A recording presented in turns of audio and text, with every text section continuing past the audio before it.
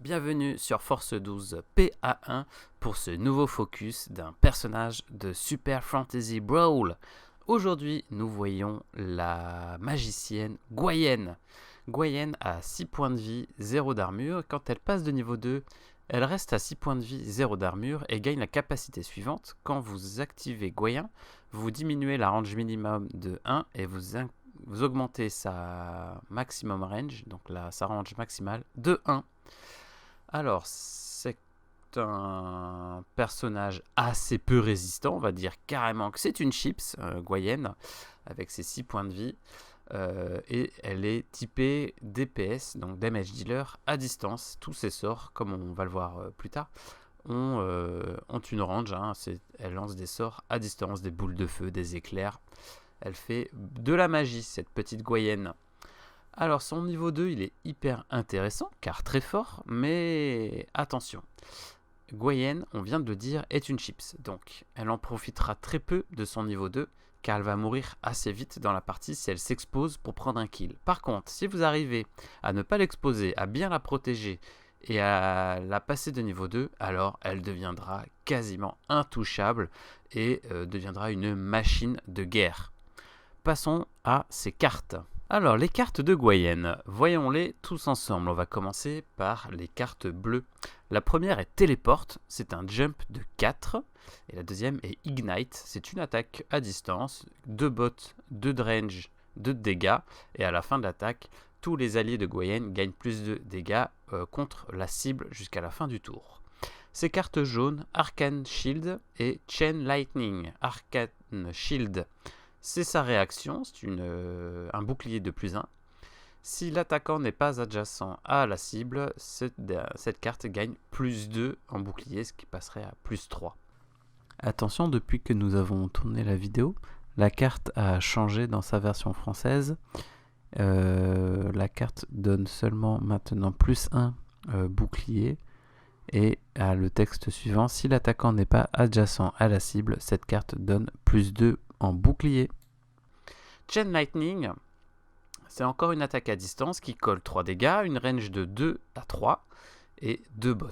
À la fin de l'attaque, si des damages ont été faits, vous infligez 2 dégâts aux autres champions qui sont à 2 hexagones de distance de la cible. Enfin, les cartes rouges, Flame Spear et Fireball. On va commencer par Flame Spear, donc lance de flamme. Un bot, une range de 3 à 5 et 3 dégâts. Et à la fin d'attaque, vous faites une push de 1. Et enfin, sa boule de feu, la Fireball, 1 de mouvement, une range de 2 à 3, 3 de dégâts. Vous infligez 2 dégâts à chaque champion adjacent à la cible. Gwen est excellent contre tous les personnages distance. Sinon, contre les personnages corps à corps, elle reste très moyen, car vous pouvez voir que tous ses sorts ont une range minimale. Elle a 4 grosses attaques qui sont très très fortes contre tous les types de persos qui ont une armure ou pas d'armure. Son seul défaut, c'est, comme je viens de le dire, la range minimale et les tirs directs. Ça empêche le personnage de prendre des zones tout en tapant des adversaires, car vous serez bloqué par les statues, etc., etc. Alors, comment et avec qui jouer Gwen? Alors, on vient de le dire, Gwen, c'est une chips. Il faut donc la protéger un minimum, ou carrément jouer des personnages qui vont attirer les attaques de l'adversaire. On cherche donc des personnages capables de mettre la pression sur les objectifs en restant mobile et capable de tanker. Car du coup, votre adversaire va devoir faire le choix. Soit il va devoir éliminer rapidement Gwen, soit malheureusement, il va devoir virer vos personnages sur les objectifs.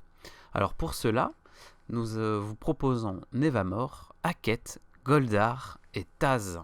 Avec Gwen, vous allez aussi chercher des personnages ayant des contres, enfin des réactions en bleu, ayant des valeurs d'armure afin d'éviter qu'elle ne meure trop vite.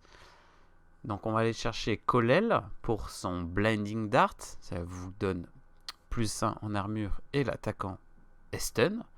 Vous pouvez chercher Corvash pour son Blood Curdling Roll, +2 en armure si l'attaquant est blessé.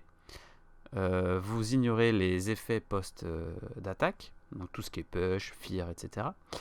Et sinon, le personnage Taz pour sa carte Momentum, plus 1 en armure, et vous faites un dash de 1. Alors pourquoi aller chercher ces personnages pour les réactions bleues?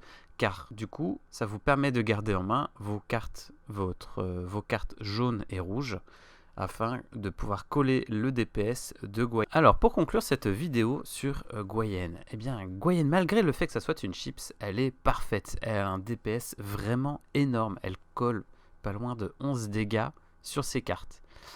Elle est aussi bien contre les personnages avec armure ou sans armure, et elle atteint très facilement sa cible grâce à la grande range de ses attaques. Vraiment, Gwen fait vraiment peur sur l'arène de Super Fantasy Brawl. Voilà, si la vidéo vous a plu, n'hésitez pas à la partager, à liker et à nous lâcher un petit commentaire dans les commentaires.